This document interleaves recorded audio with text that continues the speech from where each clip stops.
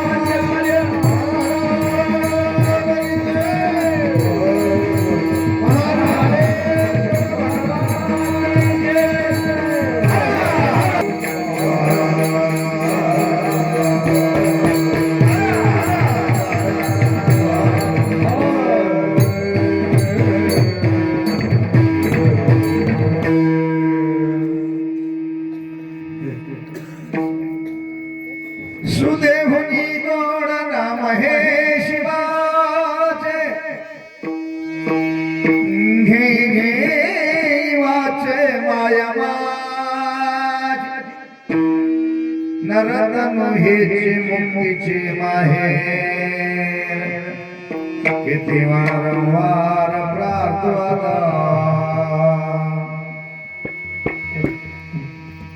लक्ष चौऱ्यांची शोधिता शोधिता महालाभ भरासे नरतनु हेची मुक्तीची माहेर किती वारंवार प्रार्थना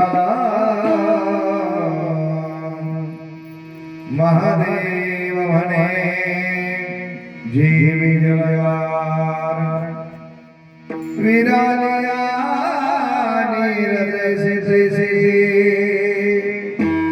नरतनु हेची मुक्तीचे माहेर किती वारंवार प्रार्थना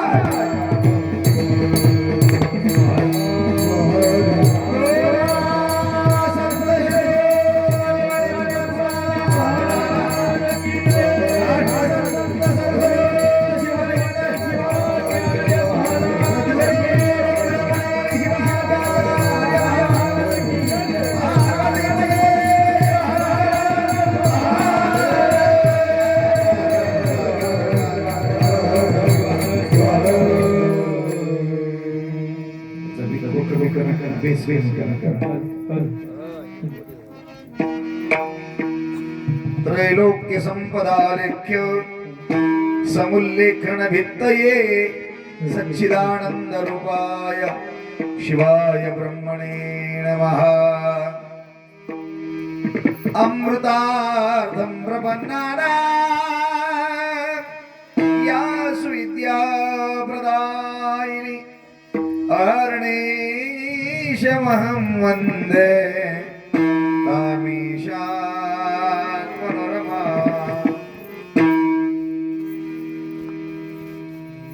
मनोजव समारुततुल्यवेगं जितेन्द्रियां बुद्धिमतां वरिष्ठं वातात्मजं वानरयूथमुख्यं श्रीरामदूतं शरणं प्रपद्ये हरशंभो महादेव विरूपाक्ष त्रिलोचना दया सिंधो दीनबंधो रक्ष रक्ष महेश्वरा पंचानन तन्भुता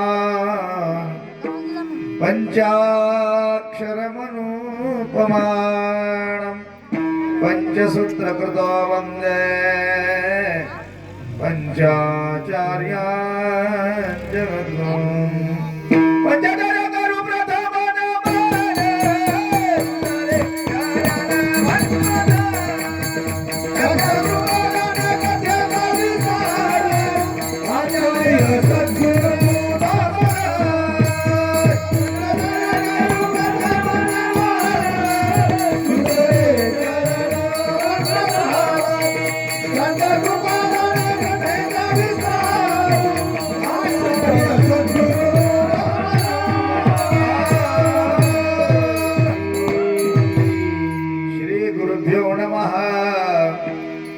जय जयादि सदाशिवा परब्रह्मा अद्वयानंद वैभवा नम तुझ देवाधिदेवा परमेश्वरा जगद्गुरु आदि नमो श्री गुरुराया सद्गुरु शिवलिंग शिवाचार्या नमन माझे तुमचिया पाया मती द्यावी निरूपणी मी तमनेने विवेक प्रबोध बोले नेनु साहित्य संगीत शब्द येथे कृपा दृष्टीने प्रबंधो चालवा स्वामी शिवाराज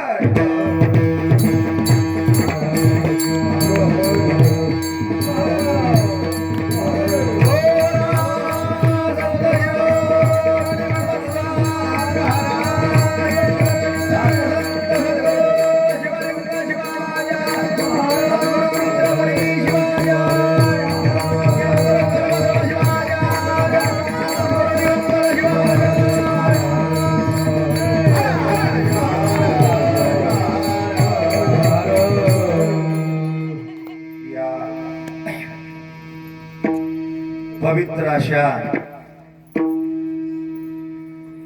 दांडेगाव ग्रामामध्ये पवित्र अशा शंभू महादेवाच्या भगवान शिवाच्या सानिध्यात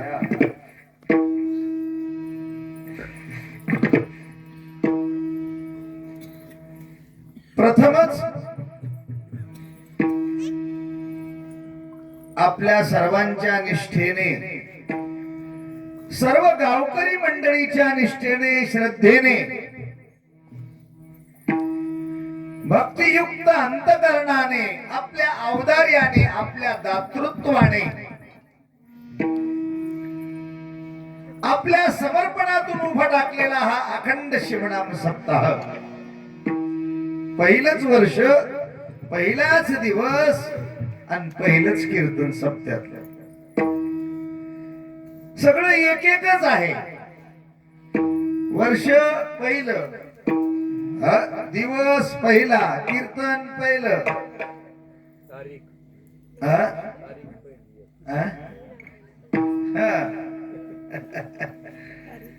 महिना ही पहिला, तारीख बी पहिली, नंबर एकच की तारीख, आणि मागे उभं टाकलेले कलाकार बी नंबर एकच, ऐकायला असलेले श्रोते नंबर एकच, सगळं येवन आहे. मृदंगाचार्य येवन, पेटी मास्तर येवन, सगळे टाळकरी, माळकरी, वारकरी, सेवेकरी, अन्नदाते, सर्वांच्या सहकार्याने ही सेवा. पहिला दिवस आहे, तुमच्या डोक्यावर काय लय ओझ टाकणार नाही. पहिला दिवस आहे, लय काय डोस तुम्हाला पाजवणार नाही. लय झालं तर अपचन होतंय, आणि मग अपचन झालं की पोट बिघडतंय. मग उद्या याचं कसं कार्यक्रम अवघड होईल, म्हणून तसं काही अवघड होऊ देणार नाही. अगदी एका तासाभरात आठविणार आनंदानं. तुम्ही मात्र आता चांगल्या पद्धतीनं व्यवस्थित मांडी घालून बसा आणि झोपा. गुरु महाराज घुरून झोपीला झालं सुरू, असा कार्यक्रम होऊ नये. कीर्तन ऐकण्याचा एक विधी आहे,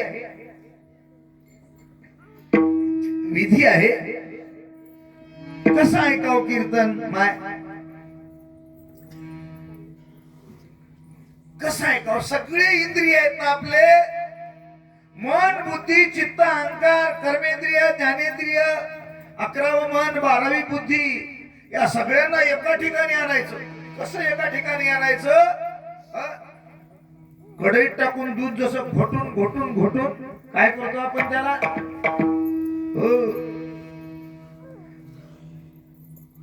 तसं सगळे इंद्रिय एका ठिकाणी आणायचे.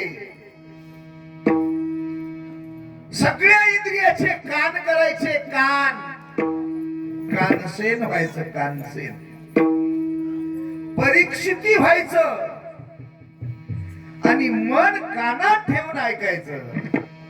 कानी ठेवणी मन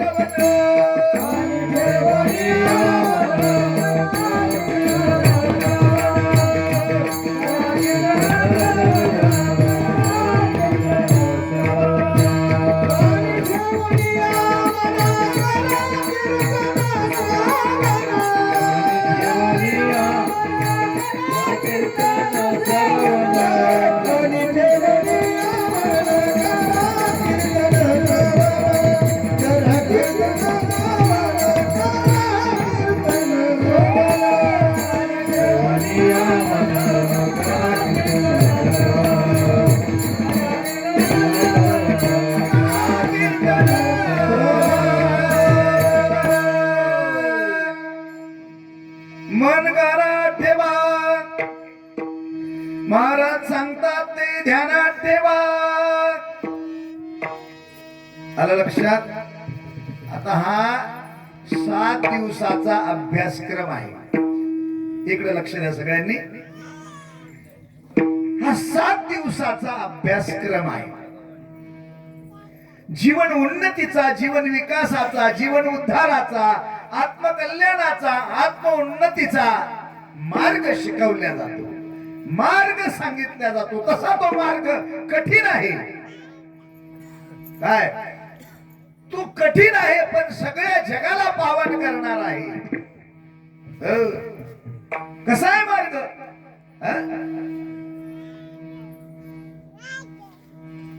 पतितांना पावन करणारा मार्ग आहे.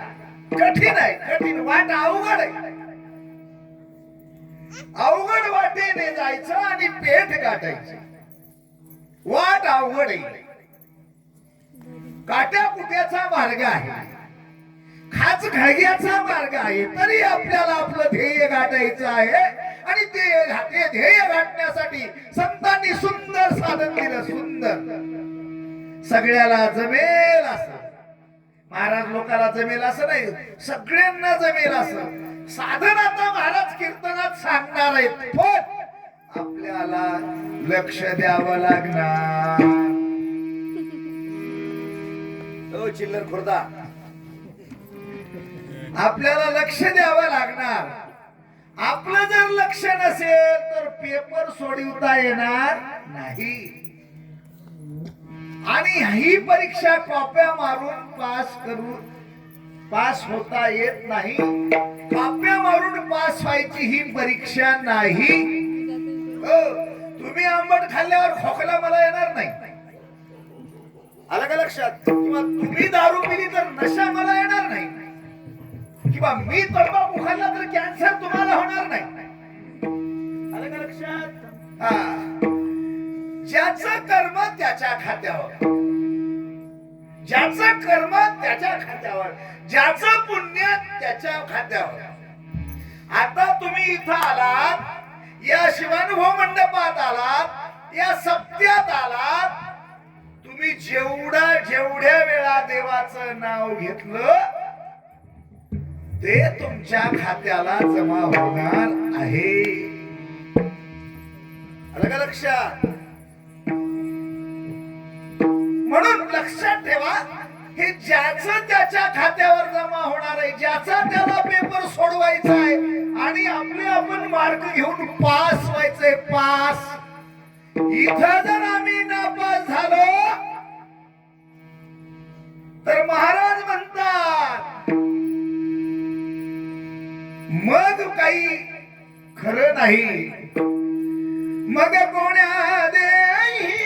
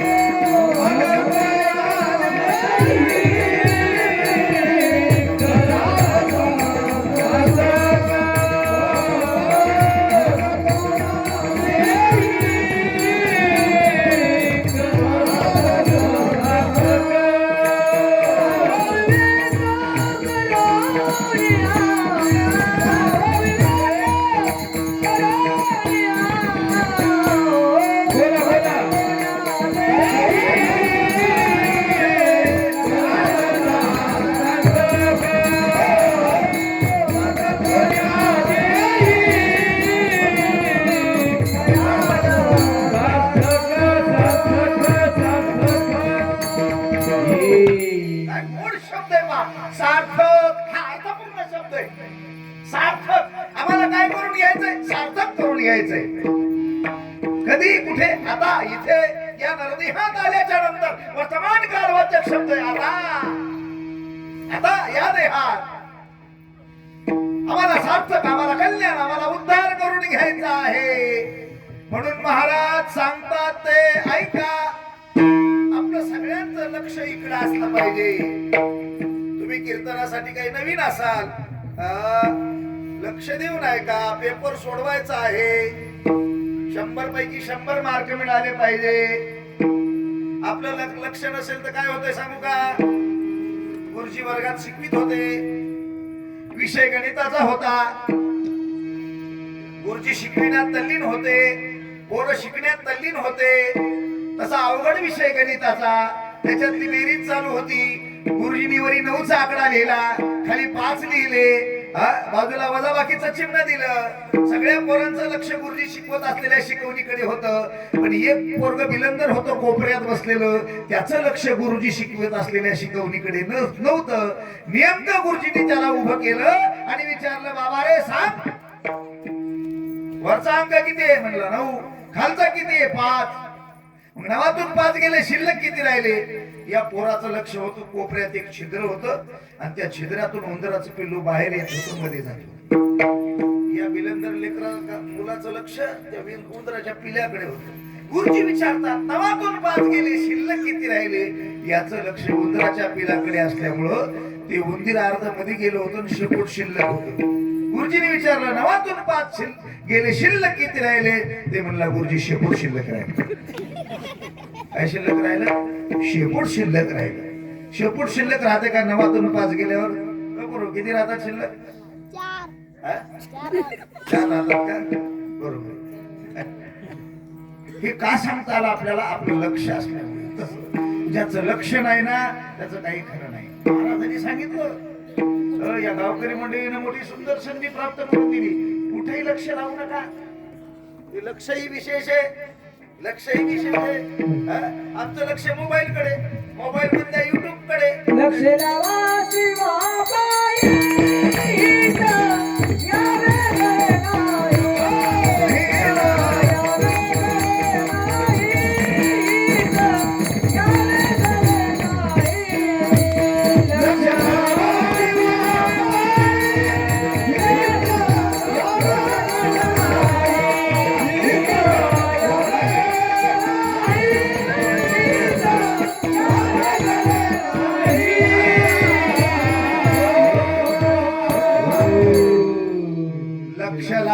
शिवापायी.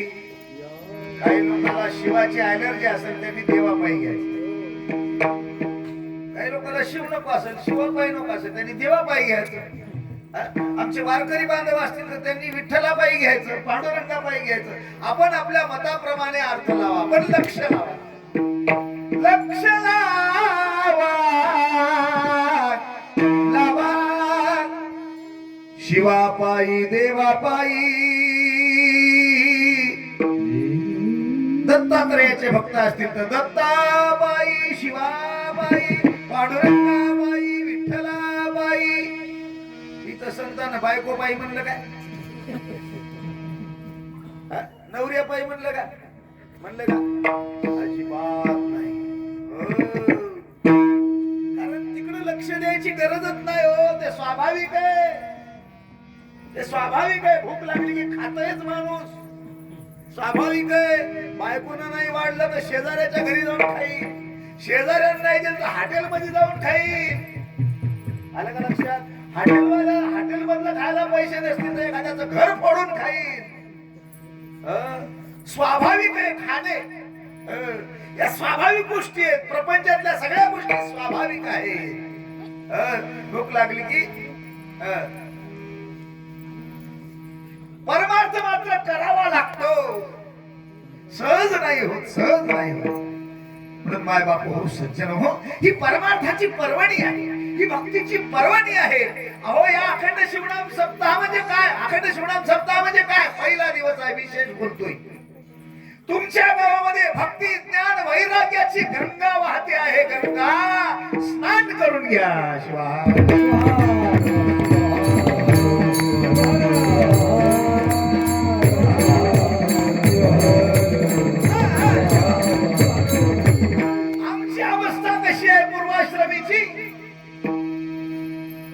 भक्ती नाही, ज्ञान नाही, वैराग्य नाही. अरे अध्यात्माचं भांडवल तर हे आहे. नसे भक्ती ज्ञान आणि वैराग्य दे, आणि वैराग्य दे. अरे वैराग्य मीराबाईचं विष पिलं, अमृत झालं. वैराग्य अक्का महादेवीचं अंगावरचे कपडे फेकून दिले. देवाने अंग दिसू दिलं नाही. विषयाच्या लालसेने हवापलेला राजा कौशिक वैराग्य, मीराबाईची भक्ती. अरे काय ती गंगा वाहते तुमच्या गावात. आता घरी झोपू नका. पारायणाला हजर, शिवपाठाला हजर, कीर्तनाला हजर, शिवकथेला हजर, सगळ्याच कार्यक्रमाला हजर नाही. सब कार्यक्रम को गैर हजर, प्रसाद को हजर. असं होऊ नये. असं जर झालं तर लढाई के दिन खाडे. ही मोक्षाची वेळ आहे, ही मुक्तीची वेळ आहे. आणि माणसाचा जन्म मुक्ती मिळवण्यासाठी प्राप्त झालेला आहे.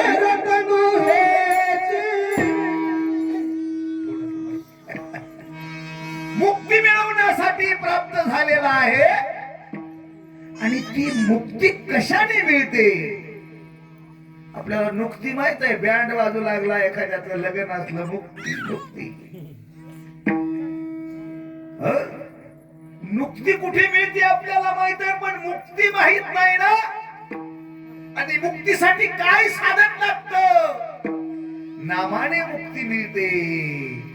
म्हणून महाराज आज आपल्याला नाम घ्यायला शिकवतात. अभंगाचं पहिलं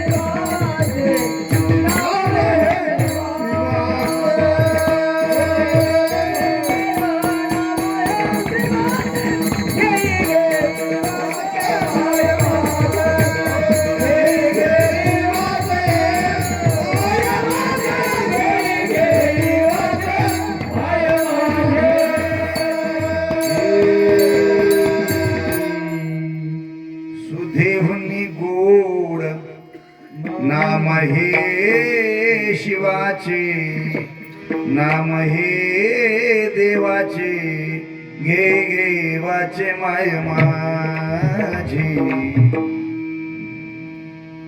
आता पहा महाराज म्हणतात नाम घ्या. काय म्हणतात? नाम. कामात आसक्त झालेल्या माणसाला नाम नाही आवडत.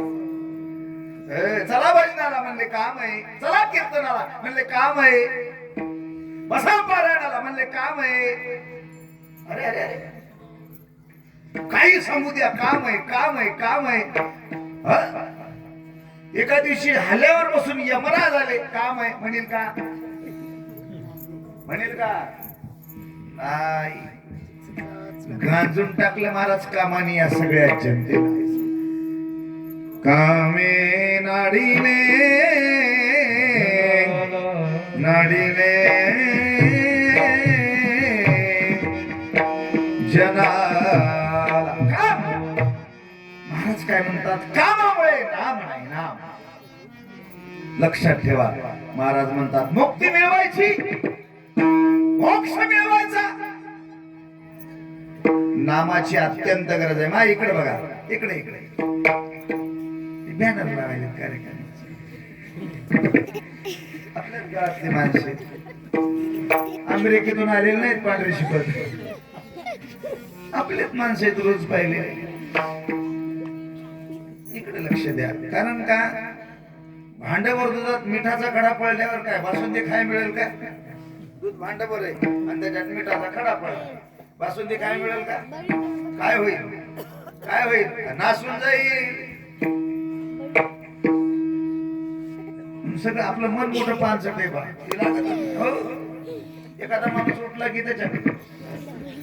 पण लक्षात ठेवा, मन जरी चंचल असलं, आपण चंचल होऊ नये. आपण त्यांना काही म्हणू द्या, आपण असं पक्क बांधून राहायचं, बांधून. चला, महाराज काय म्हणतात, नाम काय आहे? मुक्ती मिळवण्यासाठी, मोक्ष मिळवण्यासाठी कारण ठरणारं नाम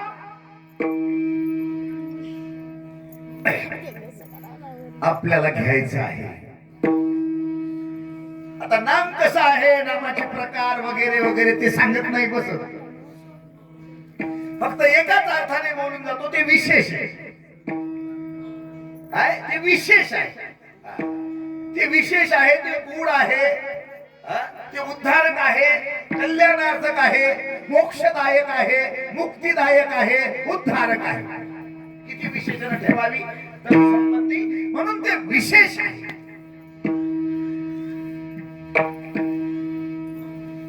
अमृतापेक्षाही गोड आहे म्हणून सांगितलं. आपल्याला गोड आवडतंय का कडू? काय आवडतंय?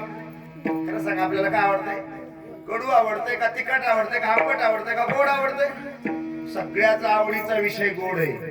गोड आवडत नाही म्हणणारा जगातच माणूस नाही. का नाही मला सांगा? म्हणतात लोक गोड आवडत नाही. गोड कधी आवडत नाही? शिरा पुढे ठेवला तर आवडत नाही, बुंदी पुढे ठेवलं तर आवडत नाही, चहा ठेवला तर त्याच्याशिवाय जमतच नाही. आणि इकडे गोड आवडत नाही म्हणतात. गोड चहा एवढा प्रचलित का झाला? गोड आहे. कशामुळे प्रचलित झाला? गोड आहे. आपल्या जन्माला आलेल्या लेकरापासून मराय टेकलेल्या म्हाताऱ्यापर्यंत विचारा, चहा आवडतं का नाही? चहा आवडतो. का आवडतो?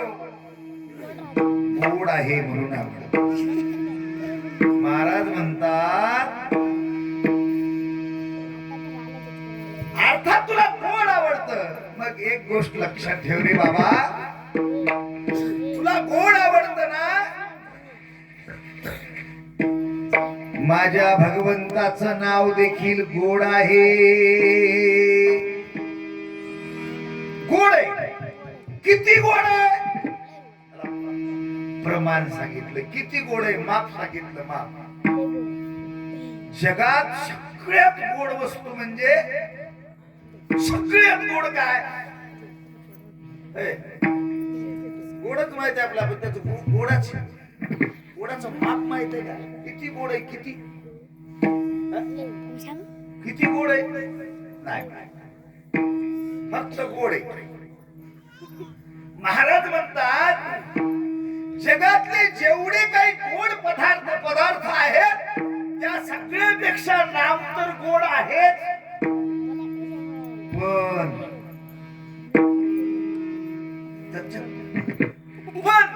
पण काय हे असं गोड? याची गोडी अशी आहे, एकदा चहा पिल्यावर पुन्हा पिवाडते का नाही? पिवाडते का नाही? पिवाडते. सकाळी पिल्यावर दुपारी पिवाडते का नाही? पण दुपारी पिल्यावर सांच्या पारी पिवाडते का नाही? सांच्या पारी पिल्यावर संध्याकाळी पिवाडते का नाही? मग आज पिल्यावर उद्या पिवाडते का नाही? पिवाडत नाही. महाराज म्हणतात, हे अमृत एक असं आहे गोड, त्याची गोडी एवढी आवीट, एकदा पिल्याच्या नंतर पुन्हा प्यायचं कामच नाही. एकदा पिलं की पुन्हा प्यायचं कामच नाही. का नाही?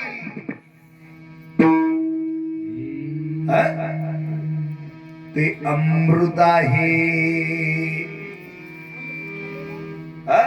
त्याची गोडी संपतच नाही. त्याची गोडी संपतच नाही. म्हणून बाकीचे चहा याच्याविषयीची रुची अभिरुची हा जो विषय आहे याच्या संबंधीची वासना याच्या संबंधीची इच्छा सगळी मरून जाते. सगळ्या इच्छा नाहीशा होतात अमृत प्यायला मिळाले. आणि त्या अमृतापेक्षाही माझ्या देवाचं नाव गोड आहे. सुधेवनी गोडा नाम हे शिवाचे. घेई घेई वाचे माय गोडे उद्धारक आहे वगैरे वगैरे त्याच्यातलं विशेषत्व सांगितलं. पण आता काय म्हणतात बा हे सगळ्यांनी घेतलं पाहिजे. घे घे घे घे दोनदा म्हणलं घे घे. काय कारण आहे? घे घे एकदा घे म्हटलं जमलं असतं ना. एकदा घे म्हटलं जमलं असतं ना. दोनदा म्हटलं घे घे असं का म्हटलं असेल बरं? त्याचं कारण काय महाराज? 2-3 कीर्तन करायचं. कीर्तन करायच्या पुढे जर असं तोलून बोलून हिसाबाने बोलावं लागतं. घे घे दोनदा म्हणले. का म्हणले? अवलय सोबत परमात्म्याने निर्माण केलेली सृष्टी आहे ना. या सृष्टीमध्ये जेवढे जीव आहेत जेवढे प्राणी आहेत त्या सगळ्या प्राण्यामध्ये माणूस नावाचा प्राणी एवढा बिलंदर आहे. एकदा सांगितल्यावर कधीच ऐकत नाही म्हणून दोनदा घे ही जात एकदा सांगितल्यावर ऐकतच नाही माणसाची. आता बरेच लोकांना अरे पिऊ नको. त्याला वाटतं महाराज 3दा पिऊ नको म्हणायला काहीतरी विशेष असला पाहिजे. मुद्दामच जाते.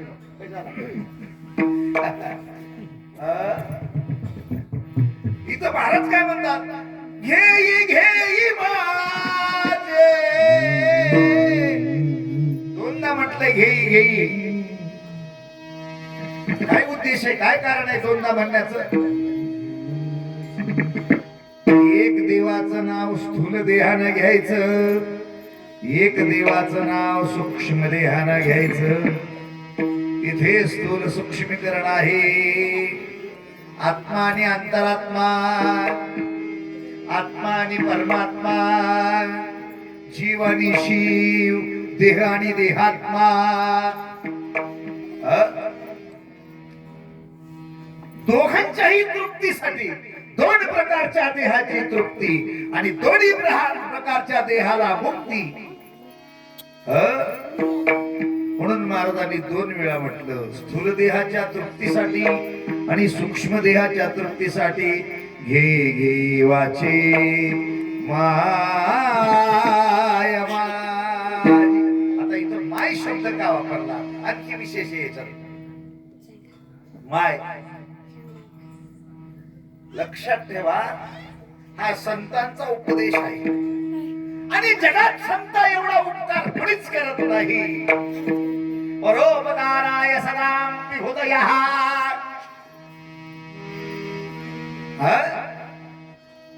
अरे जगात परोपकार करणारे लोक आहेत. परोपकार गंगा वाहते परोपकार करत करत वाहते. म्हणजे काय परोपकार करते? शुद्ध जल प्यायला देते. काय परोपकार करते? अरे जगाचं पाप धुत धुत धुत पुढे जाते. गंगा पाप हा परोपकार आहे. आपल्या शेतात आंब्याचं झाड आहे का? आंब्याचं झाड पाहिले का? आंब्याचं झाड, आंब्याच्या झाडाला आंबे लागलेले पाहिले का? पाहिले का? आंब्याच्या झाडाला आंबा कुठवर राहतोय? पिकोस्तो एकदा पिकला की काय होतंय खाली पडतंय आणि खाली पडलेला कोण घेतोय महाराज काय कोण घेतोय पोरं घेतात बरोबर आहे बरं असं झालंय का तुमच्या गावात आंब्याच्या झाडाला छान आंबे लागले ते पाडाला आले ते पिकले पिवळे जरद झाले गोड झाले मधुर झाले आणि ते आंबे त्या आंब्याच्या झाडानच खाल्ले असं कधी झालंय का झालंय का कधी झाडाने को आंबा खाल्ला का नाही महाराज आंब्याच्या झाडाला लागलेला आंबा या जगासाठी आहे जगाला की सुख देणे परोपकाराय फलंती वृक्षाः परोपकार करतात हे वृक्ष वेली झाड पशु पक्षी गंगा नदी हे सगळे लोक परोपकार करतात प्रश्न येतो आपला जगाच्या पाठीवर माणूस नावाची जात अशी आहे जंगलात एक राजहंस राहत होता जंगलात एक राजहंस राहत होता आणि राजा रोज प्रदोष काळी चिंतन करायचा रोज प्रदोष काळी चिंतन करायचा हा जंगलातला राजहंस राजाच्या राजवाड्यात यायचा आणि असा पुढे सोफ्यावर बसायचा आणि राजाला हिताच्या दोन गोष्टी सांगायचा हिताच्या गोष्टी सांगायचा आणि म्हणायचा राजा अरे तुला दिसत असलेलं हे स्वर्ण रत्नांकित असलेलं हे राज सिंहासन आहे ना राजा अरे या सिंहासनावर बसून कित्येक तुझ्यासारखे राजे गेले रे एक दिवस तुला जायचं आहे असा उपदेश करायचा त्या राजहंसाला आणि त्या राजहंसाला राजाचा उपदेश अतिशय गोड लागायचा मी परोपकार सांगतोय रोज प्रदोष काळी 6 वाजता यायचा हिताच्या 4 गोष्टी राजाला सांगायचा निघून जायचा जंगलात एक दिवस असा झाला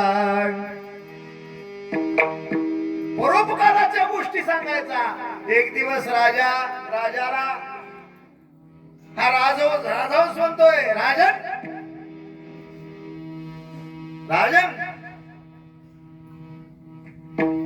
परोपकाराय इदं शरीरम हे शरीर देवानी भगवंताने आपल्याला परोपकार करण्यासाठी दिलं माय हात कशासाठी दिले हात भात खाण्यासाठी का हात कशासाठी दिले बांगड्या घालण्यासाठी का सोन्याच्या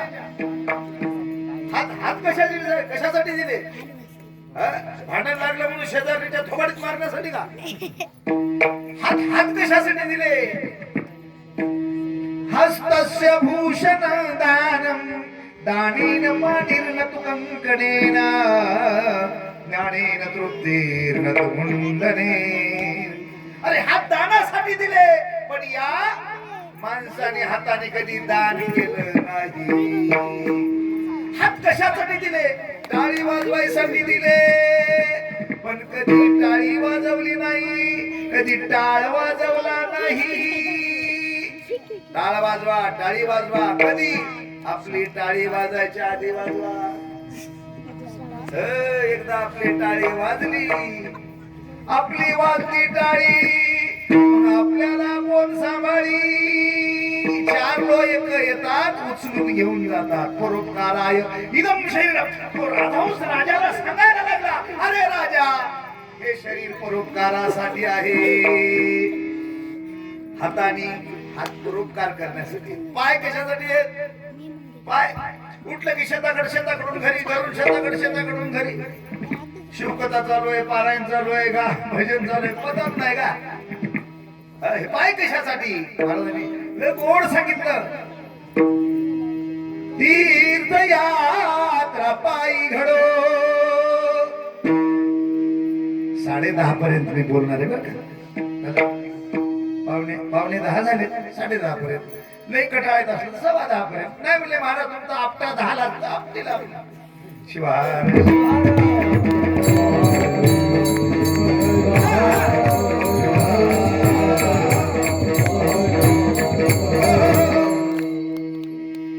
आता हाताचं झालं का? पाय कशासाठी?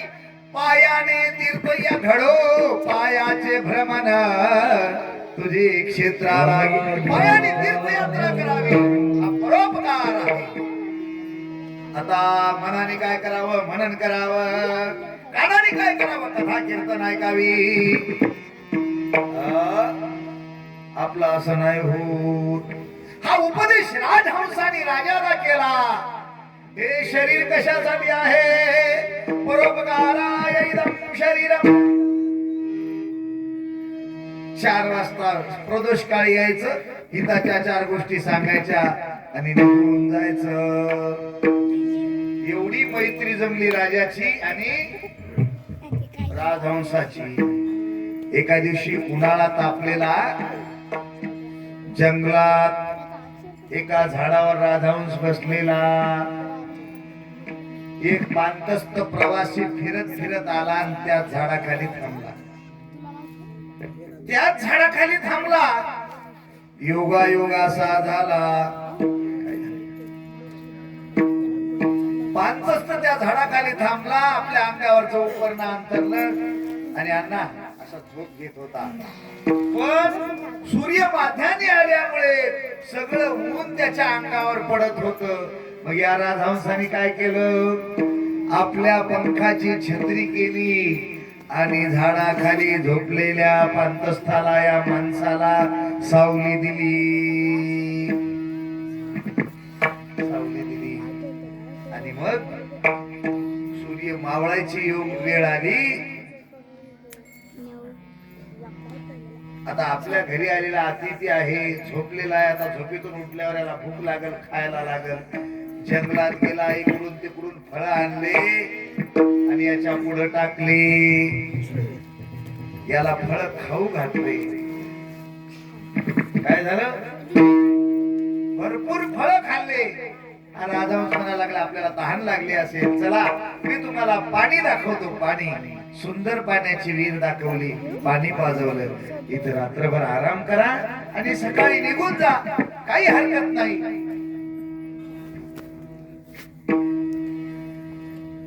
याला थंडी वाजत होती रात्री, म्हणून अशा पंखाची छाया धरली त्याच्यावर आणि याच थंडीपासून संरक्षण करण्यासाठी रात्र घालवली. माणसाची जात कशी आहे पहा. याला वाटलं आजची सोय आपली झाली, आता पुढे जंगलाचा मार्ग आहे, आपल्याला पुढे जायचंय. आज एक खायची सोय झाली, उद्या आपल्याला खायला नाही मिळालं तर धरलं त्या राजहंसाला. कच त्याची मुख तोडली, जाळ केला त्याच्यावर, त्याला भाजलं आणि बांधून घेऊन निघून गेला. मुख तिथे टाकून. प्रदोष काळ झाला आणि राजहंस रोज राजाशी हितगुज करण्यासाठी राजवाड्यात यायचा. राजा म्हणतो, राजहंस कस का आला नाही? आज का आला नाही? का आला नाही? वाट पाहिली. अरे काहीतरी झालं. जा बरं, आपल्या शिपायाला जंगलात पाठवलं. ज्या झाडावर राजहंस थांबायचा त्या झाडाखाली पाहतात शिपाई येऊन तर काय त्याची पंख पडली, पंख पडली. राजाला सांगितलं, कोण आहे? शोध घ्या त्याला. धरून आला. धरून आला. 2 हंटर मारले. मग कस्टडीत आला की बोलायला लागला. जाऊ द्या. वृक्ष, पशु, पक्षी, प्राणी परोपकार करतात. माणूस काय करतो? जगात अधम नावाचा प्राणी माणूस आहे. दुष्कृत्य करणारा प्राणी माणूस आहे. माणसाला मारणारा प्राणी माणूस आहे. ही वृत्ती, ही कृती अति भयंकर आहे, विनाशक आहे. म्हणून आज अशाच लोकांची संख्या वाढली जगामध्ये. ती संख्या कमी व्हावी, ती वृत्ती नाहीशी व्हावी म्हणून संतांनी हितोपदेश करत असताना सांगितलं, जे घरांची डबकटी सांडो तर या संकर्मी रती वाढो. भूता परस्परे जडो मैत्र जीवांचे दुरितांचे तिमिर जावो. विश्व स्वधर्म सूर्य पाहावो पाहावो. अरे विश्व सुखाची संकल्पना आमच्या संतांनी मांडली. मन्मथ माऊली म्हणतात, जे दुष्ट दुर्जन अमंगळ त्यांची हृदये वाईट अधम पापी माणसांना पुण्यवान करण्याचे काम या संतांनी केलं. म्हणून माणसाने माणसाच्या जन्माला येऊन परोपकार केला पाहिजे आणि तो परोपकार शिकवणारी शाळा ही संतांची शाळा आहे. ही कुणाची शाळा आहे? संतांची शाळा आहे. म्हणून संत आम्हाला परोपकार शिकवतात. संत आम्हाला काय शिकवतात? दया शिकवतात. दया, दयेचे सागर आहेत, कृपेचे आगर आहेत. काय काय काय आणि मग त्या संतांची जी भूमिका आहे आपल्या जीवनात ती कोणती आहे? आलो मी मूळ मुद्द्यावर. त्या संतांची भूमिका आपल्या जीवनात असलेली त्या संतांची भूमिका कोणती भूमिका आहे? माय माय माय संत आपल्याला इथं उपदेश करत असताना आपली आई होतात, आपली माय होतात. माय काय म्हणालो? मम्मी नाही, मम्मी नाही. आता सगळ्या झाल्या मम्म्या आणि माया गेल्या वृद्धाश्रमात. आता आम्ही वसमतला राहतो. काही आमच्या वसमतला लय लोक इकडचे तिकडचे येऊन राहिले. पण घर खूप बंगले मोठाले आहेत. पण त्या घरात कोण आहे? हम दो हमारे दो. सहज एखाद्याला विचारला, अहो म्हणले तुम्हाला माय आहे का नाही, बाप आहे का नाही? म्हणले बाप 10 वर्षाखाली मेला. माय आहे म्हणले माय, पण त्या माईला शहरातलं वातावरणच मानना म्हणले. मानना तिला पचत ना म्हणले वातावरण शहरातलं. कस काय माझ्या बायकोला माय सहज महिना म्हणना. आलं का लक्षात? वातावरण बिघडून गेलं, बिघडून. मम्मी नाही माय. संत म्हणतात घेई घेई माझे माय माझे नाम हे मुक्ती प्राप्त करून देणारं साधन आहे. नाम हे विशेष आहे. नाम हे जगताच्या उत्पत्ती स्थिती लयाचं कारण, कारणाचं कारण, अधिकारण, महाकारण आहे. ते नाम आपल्याला संत घेण्यासाठी सांगतात. सांगत असताना संत आई होऊन सांगतात. ही भूमिका महत्वाची. काय होऊन सांगतात? आई होऊन सांगतात. आता पहा, संतांचा युक्तिवाद आहे. संतांचा युक्तिवाद. आई का झाले संत? कोणाची कोणाला माय होता येत नाही, लक्षात ठेवा. कोणाला आता म्हणतील माय, आपण पण माय सगळ्यात जगातला अवघड पार्ट कोणतं असेल तर माईच आहे. माईच आहे. सगळ्यात अवघड पार्ट कुठं असेल, कोणाचं असेल तर ते माईच आहे. माईच माईच माय. संत म्हणतात माय शब्दामध्ये वात्सल्य आहे. वात्सल्याचा उत्कट प्रगट भाव आहे. वात्सल्याची परिपूर्ण अनुभूती आहे. माय शब्दामध्ये ओतप्रोत प्रेम जिव्हाळा भरलेला आहे.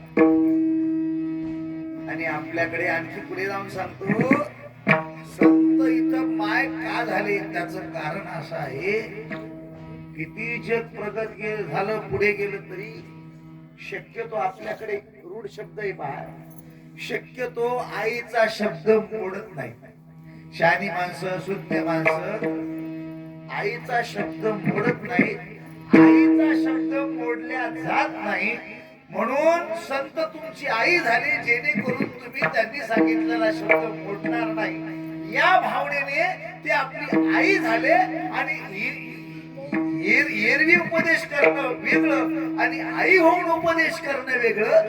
आई होऊन माय होऊन उपदेश करतात, जेणेकरून आईचा शब्द नाकारला जात नाही. घेई घेई माझे माय माझी. महादेव प्रभू आज आपल्याला आई होऊन सांगतात.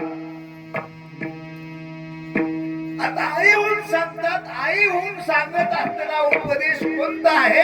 दुसऱ्या चरणात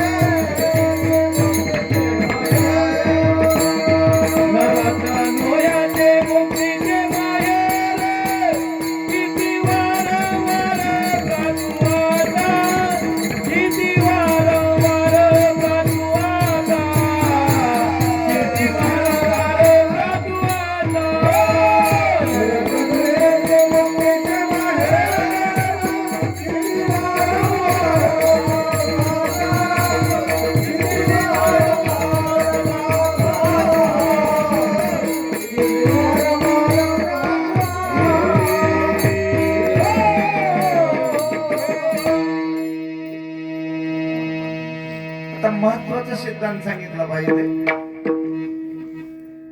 नर शब्द आहे. नर तनु हेची मुक्तीचे माहेर. नर म्हणजे माणूस, तनु म्हणजे शरीर, आणि हा देह म्हणजे मुक्तीचं माहेर आहे, माणसाचा देह.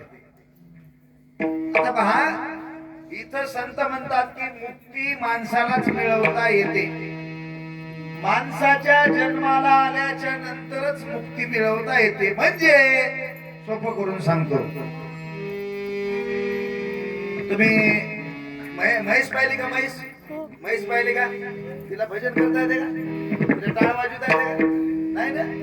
म्हशी भजन करणाऱ्या म्हशी आहेत तुमच्या गावात? नाही ना. मग बरोबर आहे, तुमच्या इकडे आमच्या इकडे सारखंच.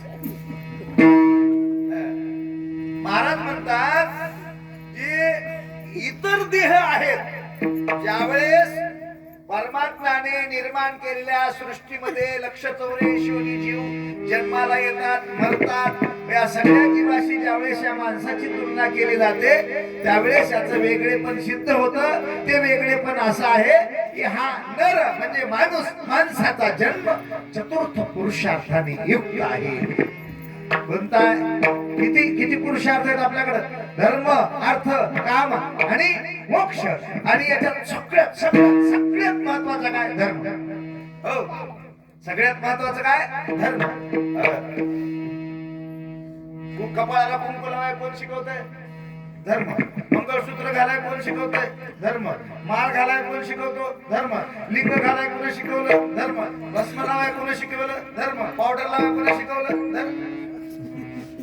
नाही का? धर्म. सगळ्या गोष्टी धर्म शिकवतो. म्हणून माणसात विशेषत्वाने धर्मच आहे, आणि माणसाच्या जीवनात धर्मच महत्वाचा आहे. तो कोणताही असला. धर्म हितेशा अधिको विशेषो. म्हणून लक्षात ठेवा, महाराज म्हणतात ज्याच्याकडे धर्म, अर्थ, काम, मोक्ष चतुर्थ पुरुषार्थ आहेत त्याला नर म्हणतात. आणि ही नरतनु आहे, आणि ही नरतनु माणसाला मुक्ती प्राप्त करून देणारी आहे. मुक्तीचे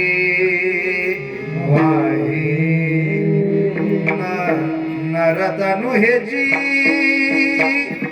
मुक्तीचे माहेर. आम्हाला मुक्त व्हायचं. मुक्त व्हायचं म्हणजे काय? काय काय मुक्त व्हायचं म्हणजे याच्यातून मोकळं व्हायचंय. मोकळं व्हायचंय म्हणजे कसं व्हायचंय? घरदार लेकर बाळ सोडून देऊन काय पंढरपूरला निघून जायचं? मोकळं व्हायचंय. मुक्त व्हायचंय म्हणजे कसं व्हायचं? याला विरक्त अवस्था म्हणतात. संसारात राहायचं पण असून नसल्यासारखं राहायचं. नाही तर कोणाची भाजी फोडून आण, कोणाचा कापूस वेचून आण, कोणाचं काय आण, कोणाचं काय आण, कोणाचं काय आण. आणि सांगतो ही वृत्ती आहे माणसाची. आणि अशी जर वृत्ती असेल तर इकडे प्रवृत्ती होतच नाही. इकडे प्रवृत्ती नाही झाल्यामुळे निवृत्तीचा मार्गच सापडत नाहीच. प्रवृत्ती बदलली पाहिजे. प्रवृत्ती बदलली पाहिजे. आणि प्रवृत्ती बदलण्यासाठी संस्कृतीची गरज आहे. संस्कृती विचार बदलले होते. संस्कृतीतून विचार बदलतात, आणि विचार बदलले की आचार बदलतो, आणि आचार बदलला की चांगलं वाईट, खरं खोटं, सत्य असत्य, ग्राह्य त्याचे सगळं कळतं. याला विवेक म्हणतात. महाराज म्हणतात अरे हा देह मुक्तीचे माहेर. या देहाच्या द्वारा आपल्याला मुक्ती मिळवायची आहे. नरतनु हेची मुक्तीचे माहेर. म्हणून लक्षात, मुक्त व्हायचं म्हणजे काय करायचं? तुला या माणसाच्या जन्माला येऊन देव मिळवायचा. देव. लोक आपला परिचय देतात पहा. कधी कधी असं वाईट वाटतंय महाराज.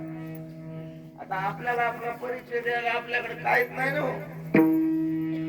एका ग्रस्ताकडे गेले तर त्यानं सांगितलं, महाराज तुला ही गाडी काय सुंदर आहे हो. काय? माझ्याकडे नाही बरं. कार काय सुंदर आहे हो. नाही, बंगला काय सुंदर आहे हो. ही काय घोडी सुंदर आहे हो. काय बाग सुंदर आहे हो. हो महाराज, वडिलोपार्जित काहीच नव्हतं म्हणला. शेत आपल्यापासून, गाडी कार आपल्यापासून, बंगला आपल्यापासून, ही मोटरसायकल म्हणला आपल्यापासून. महाराज मोठा विलंदर होता. हो रे बाबा, हे सगळं आपल्यापासून. बंगला तुझ्यापासून, शेती तुझ्यापासून, कार तुझ्यापासून, हे सगळं तुझ्यापासून. तू मात्र बापापासून. बापापासून. म्हणून लक्षात ठेवा, आपल्याला जन्म देणारा एक बाप आहे. बाप हा जन्म नाही. कितीतरी जन्म घेत घेत घेत घेत घेत इथं आलो आपण. त्याला जगत पिता आणि जगन्माता म्हणतात. भगवान शिव जननी जनक, त्याच्या दोन भूमिका आहेत. ती आई आहेत आणि बापही आहे.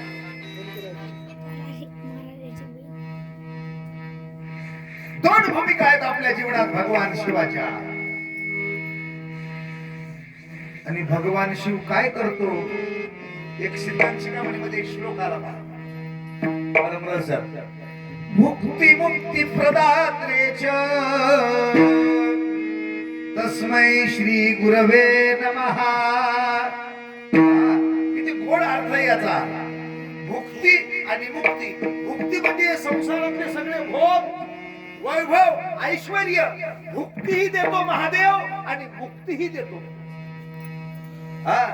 भुक्ती मुक्ती प्रदात्रे च तस्मै श्री गुरवे नमः. आम्ही त्याच्या मोबदल्यात आम्ही काय त्याला देतो? आशुतोष. थोडंच देतो. अशु म्हणजे थोडं, अल्प, थोडं देतो. किती देतो? किती देतो? एक बेलाचं पान. किती? एक बेलाचं पान. एक बेलाचं पान. आता एक बेलाचं पान त्याला वाहिल्यावर तो आपल्याला काय देतो? त्रिदलम त्रिगुणाकारम त्रिनेत्रम त्रियायुधम. तो आपल्याला काय देतो? आपण त्याला एक बेलाचं पान दिल्यावर त्रिजन्म पाप संहार एक बिल्वम शिवार्पणम. एक बेलाचं पान वाहिलं तर 3 जन्माचं पाप नाही शकत. बिना बेलाची पूजा करू. खरं समजा जगात देवच नाही महादेवासारखा. तुमचं गाव तर लयच भाग्यवान. गावाच्या इकून आहे महादेव, तिकून आहे महादेव. गावाच्या इकून आहे महादेव, तिकून आहे महादेव. आणि तुमच्या गळ्यात आहे महादेव. आणि मेल्यावर उरावर बी महादेव, डोसक्यावर. आमच्याकडे गेल्यावर बी वरी महादेव ठेवतात. महादेवच का? अहो तोच आहे ना. तोच आहे ना. कोण आहे तो? एक ओबी आहे बापाला वर्ष. काय? लिंगे बोलिल्या वेद बोले, लिंगे चालविल्या सूर्य चाले, लिंगे हलविल्या वायू हले, सत्ता मात्रे लिंगा. सगळीकडेच लिंग आहे. सगळीकडेच महादेव आहे. सगळीकडेच महादेव आहे. इकडे महादेव, इकडे महादेव, तिकडे. आपण कुठं महादेवाच्या मध्ये? म्हणजे आपल्या मागे महादेव, पुढे महादेव, आत महादेव, बाहेर महादेव. सगळीकडे भरुणी उरला भरून उरला सदा. म्हणून लक्षात ठेवा, तो काय देतो? मुक्ती आणि मुक्ती देतो. पण मुक्ती मिळवण्यासाठी हा प्राप्त झालेला देह, या देहाला काय म्हटलं? मुक्तीचे माहेर. आणि ती मुक्ती मिळवण्याकरता काय करा? घे घे वाचे माय वाचन काय घ्यायचं? सुदेवनी गोड नाम हे शिवाचे, घेई घेई वाचे माय. आणि महाराज म्हणतात, मी तुम्हाला नाम घ्यायला सांगतो. ते नाम कसं आहे? गोड आहे. किती गोड आहे? प्रमाण सांगितलं, अमृतापेक्षाही गोड आहे. आणि घेतल्यानंतर काय प्राप्त होणार आहे? मुक्ती प्राप्त होणार आहे. ही नामाची महती आहे. आता आपली महती म्हणजे आपली ही सगळी नामाची महती आपल्याला पटावी म्हणून संतांनी आपल्याला आपला भूतकाळ आपल्या पुढे ठेवला. तिसऱ्या चरणात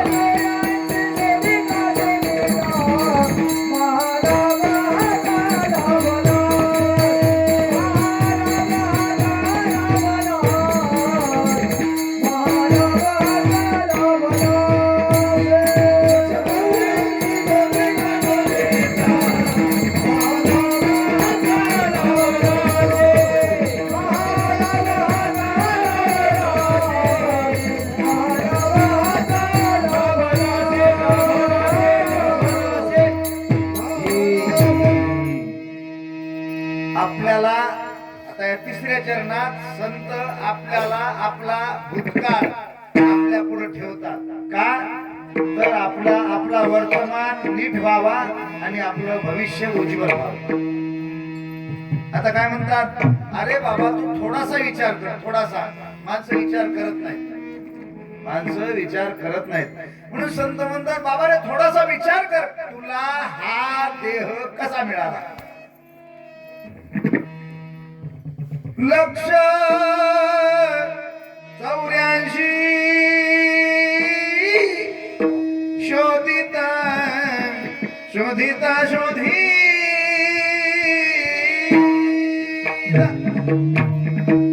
मी एवढा फिरलो 84 लक्ष भ्रमे फिरलासी शेवटी आलासी मनुष्य जन्मा.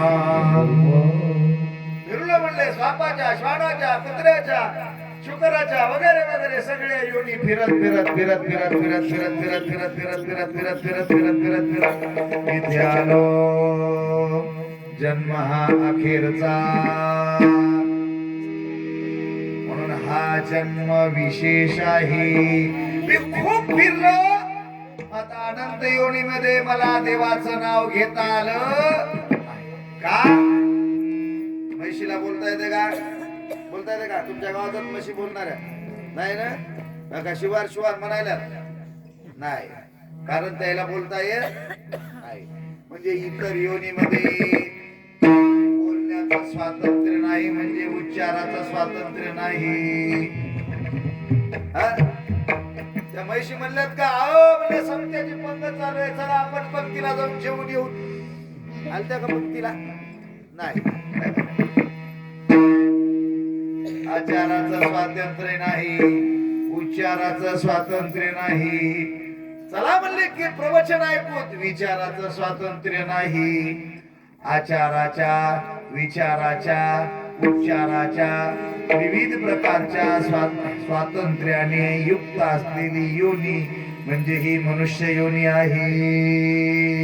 म्हणून या योनीला आल्याच्या नंतर, माणसाच्या जन्माला आल्याच्या नंतर शिंगणापूरची वारी करता येते, पंढरपूरची वारी करता येते, आळंदीची वारी करता येते, शेगावची वारी करता येते, सगळ्या वाऱ्या करता येतात. 12 ज्योतिर्लिंग, अष्टविनायक, चारी धाम वगैरे वगैरे सगळं करता येतं आणि मुक्ती मिळवता येते. हे भूतकाळात इतर योनीत जमलं का नाही, म्हणून हा देह महालाभ आहे. माणसाचा जन्म म्हणजे हा सगळ्यात मोठा झालेला महालाभ आहे, तो आपल्याला कळावा. म्हणून महाराज म्हणतात आता आपल्याला जन्म मिळाला, आता पुढे विषय आहे मिळालेला जन्म कळावा. नाही कळाला, जन्म नाही कळाला, देह नाही कळाला, परमार्थ नाही कळाला, तर जीवनाचा कळना कोंडा झाल्याशिवाय राहणार नाही. म्हणून लक्ष्मण महाराज म्हणले थोडा विचार करा, थोडं विचाराचं चक्र फिरवा. कसं फिरवा? आपुला पण करावा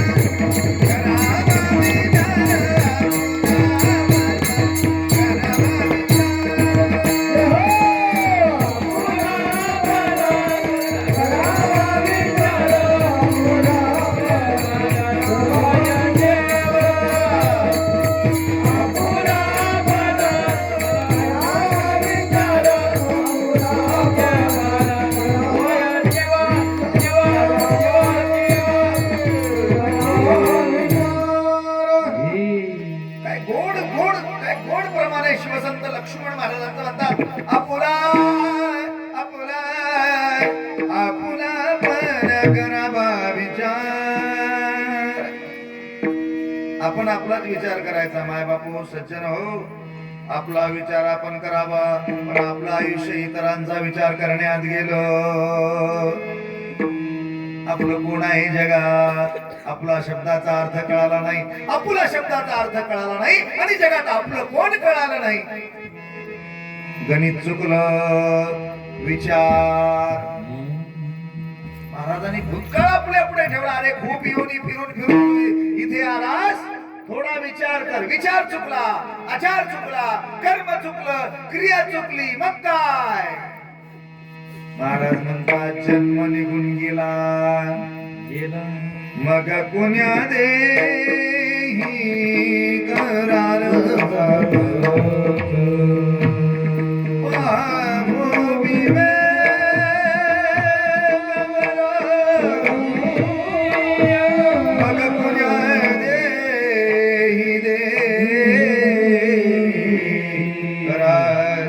म्हणून भूतकाळ आपल्या ठेवला अरे तुला देह लक्ष 84 वनी फिरता फिरता फिरता शेवटी मिळाला शेवटी आला श्री मनुष्य जन्म. आता तुला एक गोष्ट महत्वाची सांगतो म्हणले, तुला महत्वाची गोष्ट सांगतो महत्वाची, आणि ती महत्वाची गोष्ट महाराजांनी शेवटच्या चरणात महादेव माने जय विजय लगारा. महादेव माने जय विजय लगारा. महादेव माने जय विजय लगारा. महादेव माने जय विजय लगारा.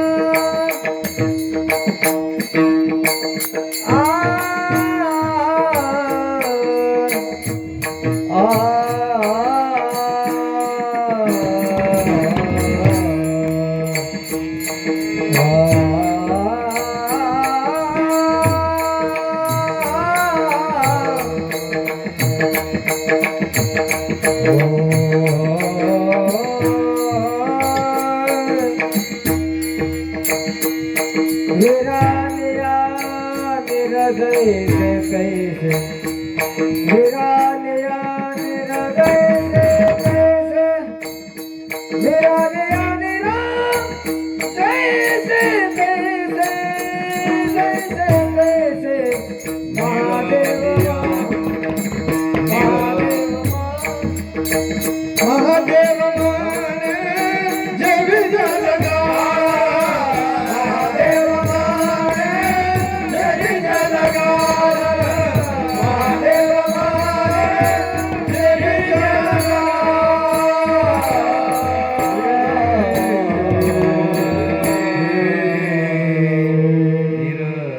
शेवटच्या चरणात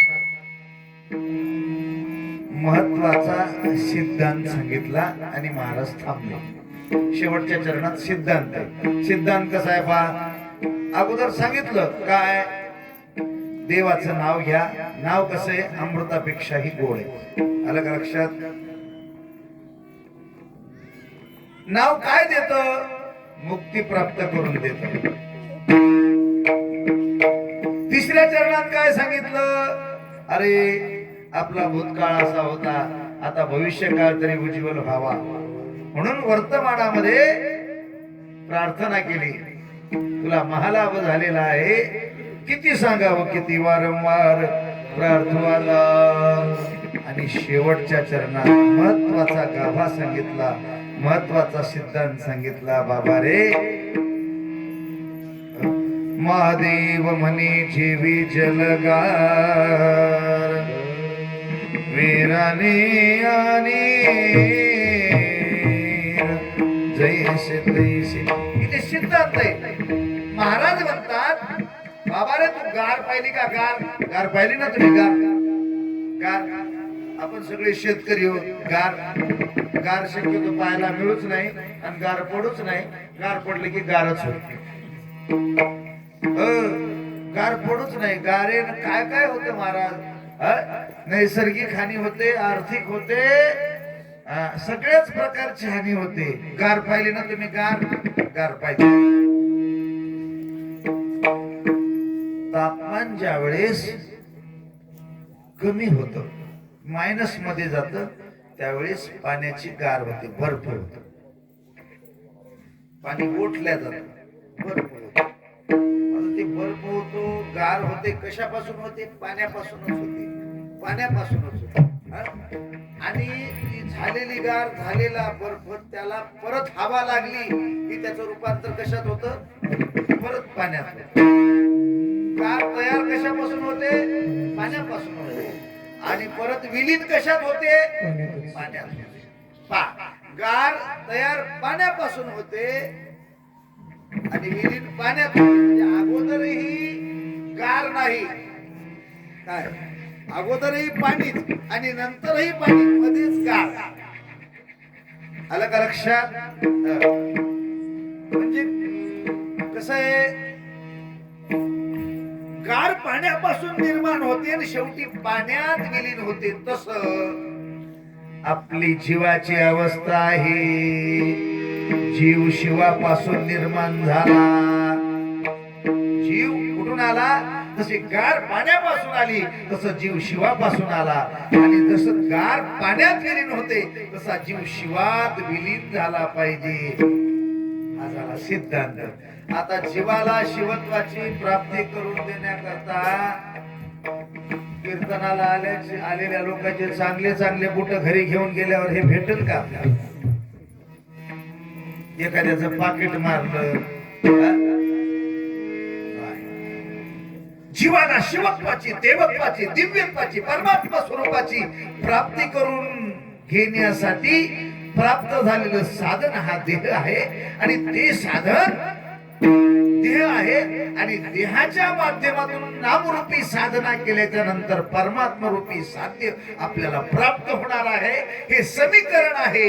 आणि शेवटच्या चरणात हे समीकरण महाराजांनी सांगितलं. गार जशी पाण्यापासून निर्माण होते, शेवटी पाण्यात विलीन होते, तसा जीव शिवापासून आला आणि शिवात विलीन झाला पाहिजे. त्याच्यासाठी काय करा? घे वाचे माय माझी.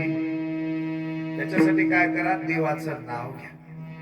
कोणाचं नाव घ्यायचं? देवाचं नाव घ्यायचं. म्हणून सप्त्यात आता काय चालू आहे? आपण काय चालू केलं? अखंड शिवनाम सप्ताह. सप्त्यात विना उभा आहे. तुम्ही सगळे घरी गेले तरी बी हे इना इथंच आहे. एक माणूस घेऊन उभा आहे आणि ते काय म्हणणार आहे? ओम नमः शिवाय, शिवार शिवार, ओम नमः शिवाय, शिवार शिवार. अखंड नाम चालू आहे. म्हणून आपण काय केलं? अखंड शिवनाम सप्ताह सुरू केला. कशासाठी? आपल्या उद्धारासाठी, आपल्या कल्याणासाठी. या सप्ताहामध्ये, या सप्ताहाचे 6 अंग आहेत. पहिला अंग आहे देवाचा अभिषेक. दुसरा अंग आहे पारायण. तिसरा अंग आहे प्रवचन. चौथा अंग आहे गाथा भजन. 5वा अंग आहे शिवपाठ आणि 6वा अंग आहे कीर्तन. 6 अंगाने युक्त असलेला शिवनाम सप्ताह. याच्यात 7वा योग दुग्ध शर्करेचा म्हणजे शिवकथा आहे. आणि शिवभक्ती परायण सौभाग्यवती माहेश्वर मूर्ती आमच्या श्रीदेवी ताई कापसीकर यांच्या सुंदर अमृतवाणीद्वारा तुम्ही शिवकथा ऐकत आहात. शिवकथेमध्ये गंधर्वासारखे गायक आहेत माहेश्वर मूर्ती वीरभद्र स्वामी डोनवाडेकर. शिवभक्ती परायण गानरत्न बालाजीराव वारकड उस्मान नगरकर, आमचे खंडूभाऊ लोखंडे, आमचे व्यंकटराव माटोडे, आमचे गजाननराव देशमुख आणि हे ओंकार देशमुख. ही सगळी नामांकित गायक वादक मंडळी आहे. आणि सुंदर अशा प्रकारचा योग आपल्यासाठी गावकरी मंडळींनी प्राप्त करून दिलेला आहे. तुम्ही मोठे भाग्यवान आहात, तुम्ही धन्य आहात. तुमचा सप्ताह धनुर्मासात आहे. धन्य कशासाठी? धनुर्मासात सप्ताह आहे, धनुर्मासात. आणि सप्त्यामध्ये सगळ्यात महत्वाचं आहे अन्नदान. तुम्ही कीर्तन ऐकायला आले, प्रवचन ऐकायला आले की खायला मिष्टान्नच आहे. म्हणून लक्षात ठेवा, पहिला दिवस आहे, लई बोल जास्तीच न बोलता तुम्हाला सांगतो, सगळ्या कार्यक्रमाला उपस्थित राहा, नामस्मरण करा, चिंतन करा. संध्याकाळचा महिला मंडळाचा आनंदाचा शिवपाठ. काय आनंद, काय फुगड्या, काय पावलं, आणि सगळा आनंद आहे. आपल्या गावात आता वाहत गंगा आणि गंगा भक्ती ज्ञान वैराग्याची गंगा वाहत आलेली आहे. त्या गंगेत आपण स्नान करून घ्यायचं आणि पुण्यवंत व्हायचं. म्हणून आपल्याला हा हिताचा उपदेश करतो. आता उद्या एक गणित सगळ्यांनी. गणित येते का तुम्हाला? तुम्हाला गणित येते का? आज जेवढे लोक आले, उद्या त्यानं काय करायचं, एकानं दुसरे 4 आणायचे. काय असं काही लिहिलं नाही बरं शास्त्रात. सासू आली म्हणून सुना नाही येऊ नये, असं काही लिहिलं नाही शास्त्रामध्ये. असं नाही, सासू नाही यावं, सुना नाही यावं, लेकरा नाही यावं, नातवा नाही यावं, आजा नाही यावं, बापा नाही यावं, सगळ्यांनाच यावं. का? ज्याला आपला उद्धार करून घ्यायचा आहे, ज्याला आपलं कल्याण करून घ्यायचं आहे, त्या सगळ्यांनी इथं यावं आणि आपला उद्धार कल्याण करून घ्यावा. माय बापू हो, काय बोलावं. सगळ्यांना धन्यवाद देतो. आणि मोठं काम आहे गावकऱ्यांनी घेतलं. आपल्याला जे जे मिळेल ती सेवा करीत जा. हे मंडप झाडायचं काम आहे, सतरंजा टाकायचं काम आहे, जेवायला वाढायचं काम आहे, विण्याचा पार, जे काम मिळेल, जे काम मिळेल ते आपण करायचं आणि पुण्य बांधून घ्यायचं. पुण्य हे पुण्य लुटायचं आहे आता. आता हे काय पुण्याची गंगा वाहते. जेवढं घेता येईल तेवढं घ्या, जेवढं घेता येईल तेवढं घ्या, जेवढं पुण्य मिळवता येईल तेवढं मिळवण्याचा प्रयत्न करा. ही सद्भावना आजच्या प्रसंगी व्यक्त करतो. मोठ्या निष्ठेने माग 2-3 वर्षापूर्वी आलो होतो. कीर्तनाचाही कार्यक्रम झाला, महाराजांचा दीक्षेचाही झाला. मग सप्ताह करा, सप्ताह करा, सप्ताह करा. मध्ये 1-2 वेळा आलो, पण योगायोग असा तुमच्या सगळ्याच्या अंगात महादेव शिरला. आमची वीर वैराग्य मूर्ती अक्का महादेवी, आमची मंजुषाताई, तिच्या डोक्यात बसलो. आमच्या शिवाजीराव पाटील, सगळ्यांच्या पोलीस पाटील. कालपासून मला पोलीस पाटलाचे सारखे फोन, महाराज महाराज. म्हणलं काही काळजी करू नका, सगळे येणार आहेत.